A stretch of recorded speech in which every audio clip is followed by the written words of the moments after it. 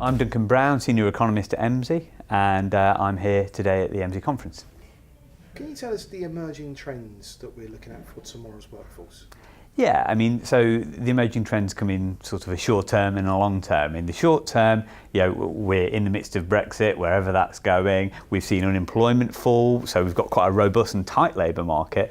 But between Brexit, there's talk of declining growth in parts of Europe. There's China that's got its own problems. All of these things mean that the sort of the economic outlook has quite a lot of uncertainty in there.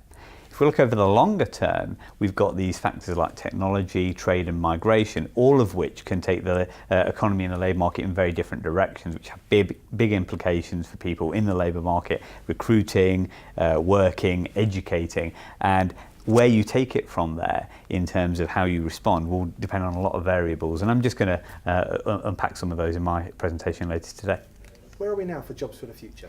Yeah, I mean, so the economy is changing all the time, and what we've seen since we emerged from recession a few years back is that there's two big clusters of industries that have really been growing in that time. So one of them is the knowing economy, as we call it. So it's professional services, it's creative, it's digital, and these are jobs that are often very highly skilled, analytical, interpersonal, all of that matters, and it's really changing, especially economies down in the southeast, in places like Leeds and Manchester and so on. But the rest of the country, less likely to share in that.